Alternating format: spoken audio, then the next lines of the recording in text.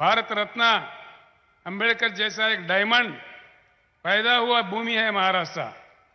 अगर यहां दलित बंधु आप लागू करो, मेरे अपना महाराष्ट्र का दौरा बंद करूंगा, और जब तक नहीं करोगे तब तक बिल्कुल आऊंगा और लड़ते रहूंगा। बस ये शब्द मैं यही खत्म करता हूं और ये देवेंद्र फडणवीस के ऊपर छोड़ देता हूं, उनके विज्ञता पे छोड़ देता हूं। वो क्या करने वाले हैं, क्या नहीं करने वाले हैं, आगे चल के हम देखते हैं। भाइयों, यहां समझने की बात है, कोई लंबा चौड़ा भाषण भी मैं नहीं बोलूंगा। धूप भी कड़ी है, बहुत देर से मेरे इंतजार कर रहे हैं, मैं जानता हूं। लोग बाहर भी बहुत है, अभी गांव में शहर में भी। मैं सिर्फ 2-4 बातें आपको समझाने आया हूं। 75 साल हो गए देश को आजाद हुए।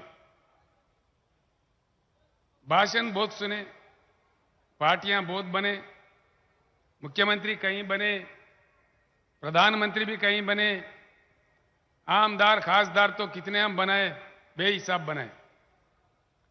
चुनाव आया, अब वाला जीत गया, कोई नया जीत गया, अब वाला हार गया, तो चेहरा बदलता है, पार्टियां बदलते हैं, लेकिन हमारा हालत नहीं बदलता। मेरा आपसे प्रार्थना है, पिछली बार भी मैंने कहा था नांदेड़ में, मेरे बात यहीं सुन के यहीं छोड़ के मत जाइए। खास तौर पर जो बुद्धिजीवी है, जो पढ़े लिखे लोग हैं, जो मेरे युवा भाई है, जो मेरे युवा बहनें हैं, माएँ हैं, मैं आपसे प्रार्थना करता हूं, मेरे बातों को जरूर याद रखें और अपने गांव या बस्ती में जाने के बाद अपने साथियों के साथ, अपने गांव वालों के साथ जरूर चर्चा करें कि सच कितना है, झूठ कितना है। चर्चा करके आप खुद फैसला ले ले। देखिए, इस देश में 75 साल का आजादी के समय में देश के किसकी हुकूमत चलाया, किसका हुकूमत चला? सिर्फ 2 पार्टियां देश पर राज करें। 75 साल में 5 साल के लिए 2-4 प्रधानमंत्री बने, वो वीपी सिंह है, चरण सिंह है, मोरारजी देसाई थे, इधर से देवेगौड़ा जी थे, बस यही लोग थे। बाकी 70 साल, गौर करें इस बात पे, 70 साल किसी ने हुकूमत किया हिंदुस्तान पे तो सिर्फ 2 ही पार्टियां हैं। 56 साल कांग्रेस पार्टी और 54 साल कांग्रेस पार्टी, 54 इयर्स, और 16 साल लगातार भाजपा। कांग्रेस ने रूल किया और बाद में अब भाजपा रूल कर रही है। कुछ फर्क देखा है आपने? कुछ फर्क देखने को मिला? कुछ महसूस हुआ फर्क? क्या फर्क पड़ा? उन पार्टियों के लिए फर्क पड़ा होगा, पार्टियों के नेता के लिए फर्क पड़ा होगा, किसी के कांग्रेस का मंत्री पद जाके इनको भाजपा वाले को मंत्री मिला होगा, लेकिन जनता को क्या मिला, किसान को क्या मिला? किसान का हालत क्यों नहीं बदला? दया करके सोचिए। मैं राजनीति नहीं बोल रहा हूं, ये राजनीति आखिरी में बोलूंगा, लेकिन अब जो बात मैं कह रहा हूं कि ये सच है झूठ है, दिल पे हाथ रख के सोचिए। दोनों पार्टियों में कोई फर्क दिखा, कोई अंतर दिखा?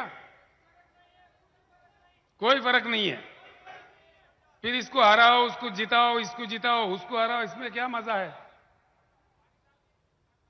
पहचानने की बात कहां है? चाबी किधर है? चाबी कहां है हमारे हाथ में। देखते हैं कितना ताकत है।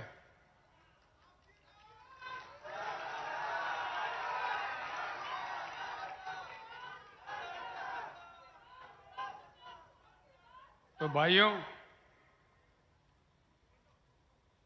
कुछ भी फर्क नहीं है। 2 चीज और बताता हूं। भूमि तो हमारे पास बहुत है। ए बाबू, तोंदर दिया ना फोटो, फोटो कहीं और से निकालो भाई। अमेरिका से, चाइना से, पूरी दुनिया में किसी अन्य देश से कृषि योग्य भूमि भारत में ही ज्यादा है। भारत का पूरी जमीन को अगर नाप ले, हमारा भूमि है 83 करोड़ एकड़, जिसमें सीधे ही 41 करोड़ एकड़ कृषि योग्य भूमि है।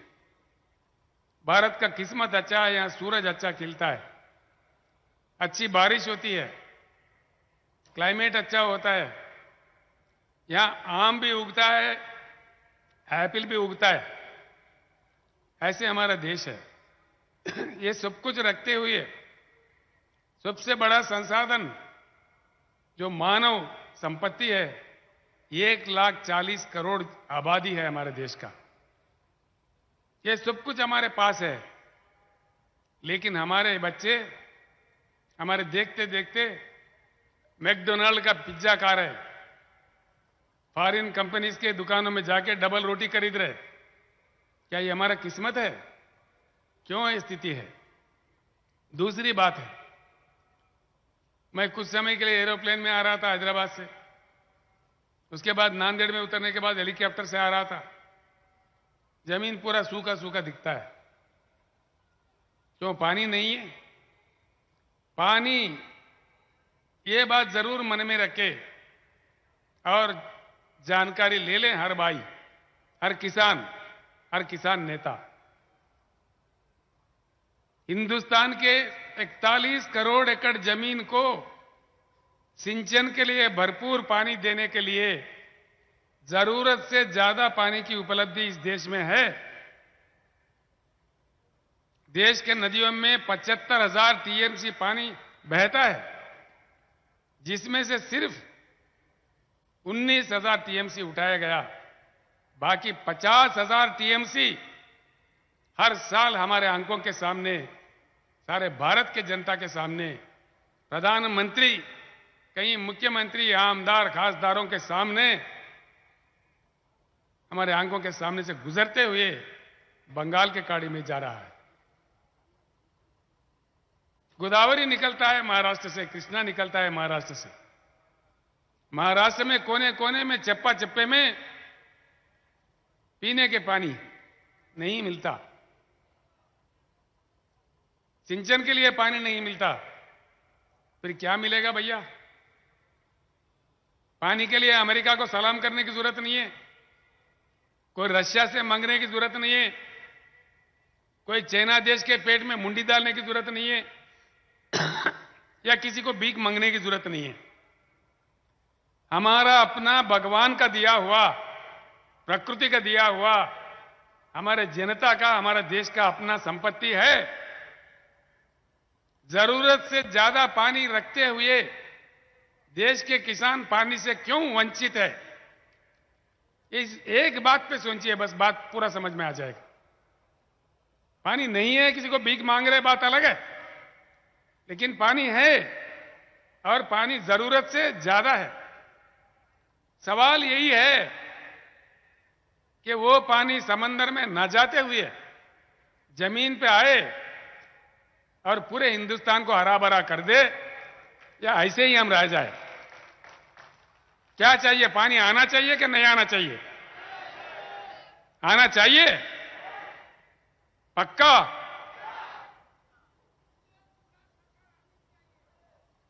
एक बात है। दूसरी बात है, पानी नहीं दे रहे, भाषण दे रहे।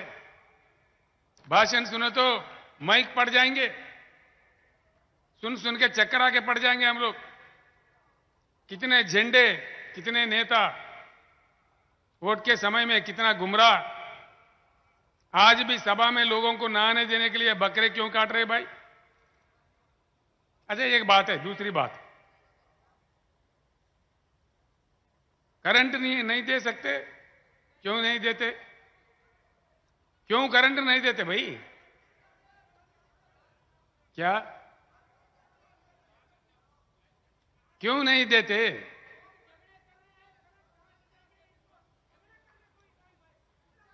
ऐसा है, पानी तो जरूरत से ज्यादा है इस बात का जानकारी ले ले। अगर है आपको जानकारी हो गया तो पूरे जनता को जगाइए और युद्ध कीजिए मेरे साथ में। पूरे पानी जमीन पे आ जाएगा और भरपूर हर एकड़ को पानी मिलेगा। ये मेरा वायदा है आपके साथ। तो दूसरी बात है बिजली, पर्याप्त बिजली, जितना चाहिए उतना बिजली देने के लिए हमारे अपने देश में महाराष्ट्र समेत कई राज्यों में बहुत सुंदर सा प्रकृति का दिया हुआ कोयला है। और वो कोयला कितना है हमारे पास? 361 बिलियन टन्स। 361 बिलियन। जो लिख लेना चाहे लिख ले। 361 बिलियन टन्स का कोयला हमारे पास ऑलरेडी है, जो पूरे देश को 24 घंटा हाई क्वालिटी पावर देने के लिए 125 साल के लिए भरपूर है। 125 साल के लिए। भाई क्यों नहीं देते बिजली? किसान और जनता, सरकार से हम चांद सितारे थोड़ी मांग रहे, सोने के ईंट थोड़ी मांग रहे। भाई जो पानी भगवान ने दिया, बीच में इंसान अड़चन बन बैठा है। जो कोयला भगवान ने दिया, बीच में हमारे राजनेता, हमारे प्रधानमंत्री, हमारे मुख्यमंत्री बीच में अड़चन बन बैठे हैं। बस ये राज आप जान जाइए। देखिए एक बात है, केसीआर एक बार आके गया नांदेड़ में, गुलाबी झंडा एक ही बार आके गया, एक ही लहर। क्या आ गया? किसान को 6,000 रुपए आ गया बजट में। आया कि नहीं आया? पहले क्यों नहीं आया भाई? पहले क्यों नहीं दिया? अब समझ जाओ इसमें गुलाबी झंडा में क्या ताकत है। पहले क्यों नहीं दिया मैं पूछ रहा हूं। ये 6,000 भी देने का ढंग कैसा? अंगार पे पानी छिटकते ना, इस तरह बीक डाला जैसा। नहीं चाहिए हमें 6,000 रुपये, हमें चाहिए 1 एकड़ में 10,000 रुपए निवेश के लिए। चाहिए कि नहीं चाहिए? लड़ेंगे इसके लिए। किसान भाइयों को इस लोहा के सभा से मैं एक बात स्पष्ट रूप से कहना चाहूंगा। ऐसा नहीं है कि हमने जंग नहीं लड़ी, हमने लड़ाइयां नहीं लड़ी, ऐसा नहीं है। 75 साल से लगातार लड़ाई जारी है। हरियाणा के भूमिपुत्र सर छोटू राम के जमाने से, महेंद्र सिंह टिकायत के जमाने से, प्रोफेसर नंजुंडा स्वामी बेंगलुरु से, और यहां के मुझे मालूम है शरद जोशी के जमाने से कितने लड़ाइयां हम लोग लड़े। अभी अशोक नवले, उनके नेतृत्व में 10,000 लोग पैदल चले नासिक से मुंबई तक। इससे पहले तो 50,000 चले। हमारे दशरथ सावंत काका जो अहमदनगर से यहां बैठे हुए हैं, 84 साल उनका उम्र है, 84 इयर्स।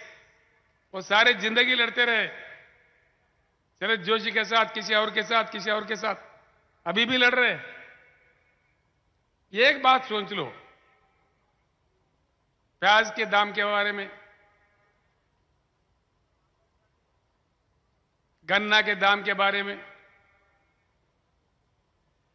कहीं और पैदावारी के बारे में हर साल हमें क्यों लड़ना पड़ता है? हर साल हमको रोडों पर क्यों उतरना पड़ता है? क्या यही हमारे नसीब में लिखा है? ये बात सोचिए जरूर। मैं इतना ही कहता हूं आपसे। दूसरा एक बात कहता हूं, अगर हम लोगों को ही किसानों के लिए ही लड़ना पड़ता है, तो रोडों पे उतरना पड़ता है, भूख हड़ताल करना पड़ता है, तो फिर हमारे आमदार कहां गए, जिनको हमारे प्रतिनिधि चुन के हमने भेजा है असेंबली में, पार्लियामेंट में, वो कहां सो रहे हैं इतने साल से? गुवाहाटी भाग रहे। बस कौन किधर भाग रहे मुझे उससे वास्ता नहीं है, ये आप लोगों का आवाज है। मेरा एक ही विनती है, अब कब तक लड़ेंगे? जिंदगी तमाम लड़ते रहेंगे? सारे जिंदगी लड़ाई के लिए पैदा हुए हम लोग। देखिए लड़ाई कहां तक लड़े, ये नहीं है कि किसान नहीं लड़े। अभी हम सबके सामने वहां बैठे हैं हमारे भारत राष्ट्र समिति के राष्ट्रीय किसान मंच के अध्यक्ष गुरनाम सिंह चडोनी जी।